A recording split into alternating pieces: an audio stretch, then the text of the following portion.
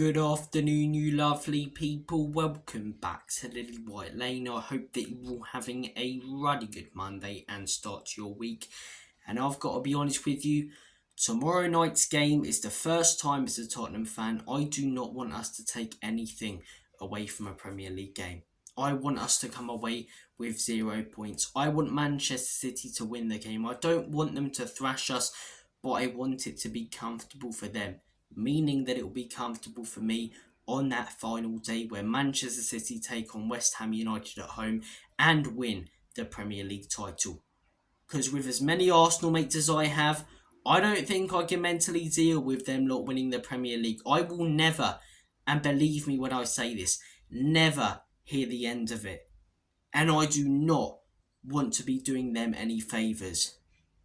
As Tottenham Hotspur Football Club, with the North London derby, the rivalry, Sol Campbell, Woolwich, all of that, do not help Arsenal win the league by beating their rivals in their second to last game of the season. I want to see us fight. I want to see us give it a go. I don't want to see us get embarrassed. But I do not want to see us win the game because Arsenal then will have to beat Everton at home. Keep in mind, an Everton side that are fighting for nothing now on the weekend to win the Premier League title, which they most likely will. And because of the rivalry, because of the amount of banter that I'll get, I do not want that to happen. It's weird. It's very weird saying that I don't want Spurs to win a Premier League game. But I'm not going to be celebrating if we start banging in goals left, right and centre tomorrow. I'm not. Because it means you're giving the initiative to Arsenal to go on and get their first Premier League title in 20 years. And all my Arsenal mates, they didn't see that Premier League title. They haven't seen their team win a major trophy. I haven't seen mine, so let's keep it that way. Because I'll never hear the end of it. On Twitter, as a fan base, we'll never hear the end of it. On YouTube, we'll never hear the end of it. Arsenal fans like Gowan, Terry Fleurs, will never stop banging on about it. And it will be remembered as the season where Tottenham Hotspur gave Arsenal the Premier League. Nah, not on my watch. If we were fighting for something bigger, as I say, then maybe I want us to go on and get a result. Obviously still hoping that Arsenal, don't win the league title. But we've pretty much secured Europa League. Champions League is done and dusted really now. Aston Villa have got to win one more game. I believe maybe even take like 2 points or something and they get it. We may not finish 5th, but surely we finish 6th. Newcastle and Chelsea both 6 points off us. I can't see both of them, getting 6 points if I'm being 100% honest. So we should get Europa League and at least Europa Conference League. That's where we deserve to be. Champions League, we are nowhere near ready for that competition. It's a rebuild, it's a process we're going through right now. I know Ange has his doubters, and I'm sceptical of certain things that he does. The reluctance to tweak his system against certain opposition and the timing of his substitutions. But for a first season, it's not been bad. And next season, I believe we've got a good chance of competing in the Europa League or winning the Europa Conference League, whereas Champions League will just be there to make up the numbers. So our season, in my opinion, is pretty much done right now. Our season's pretty much done. All that's left to do is to not let them win the Premier League. We could have beaten them at White Hart Lane, and yes, VAR didn't help us in that game, and we weren't clinical, and there were a lot of factors in that game. But the fact of the matter is, Arsenal won. They beat us at the Lane. Do not lose to Arsenal at the Lane. Lose to Chelsea, lose to Liverpool, and then go on and beat the one team competing with them. I'm someone who doesn't want Manchester City to be successful because of the 115 charges. Surely half of those are correct. And if they are, the punishment should be ridiculous and the integrity of the game is gone. But there's also that passion inside of me about the North London derby and the rivalry. And a good thing about Man City? I don't have any Man City mates. I'm not sure many people do, in all honesty. There's not even many Man City fans in Manchester. So I don't have to worry about them bantering us or, Arsenal even. I do not want to get the non-stop banter from Arsenal fans in my life for years. I really don't. I really don't. We're not a successful football team, so something that cheers me up season after season is seeing them not collapse.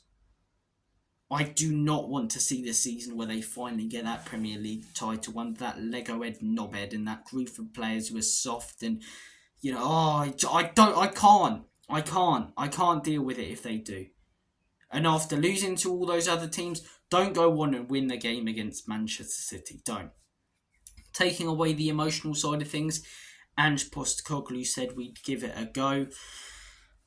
And I think we will give it a go. In terms of score prediction, I think even if we do give it a go, I think we'll score. I do think we'll score. It may not be an attacker who scores. I think if we play Mickey at left back, we'll put in a good performance and challenge City and give them a real run for their money. But I do think, as I say, just in general, whether fans want them to win or not, City will win this game. City will win this game. They're a phenomenal side. They're doing what they do every season and hitting that ridiculous run of form towards the end of the season. I think the quality on there or on that field from them is far superior to the quality that we provide, and I think they'll expose our high line hugely. I really do. It's going to be two teams going at it. At the Etihad, they were really off it. We had a great day there, outplayed them with all our injuries, but last time out, we lost 1-0 in the FA Cup, and yeah, the corner decision was dodgy, but they could have won that 5 or 6-0. We couldn't get out of our own box, and if they press us similarly to how they did in that game, with the way our confidence is and how we've performed recently. I get we beat Burnley, but that wasn't even the best performance.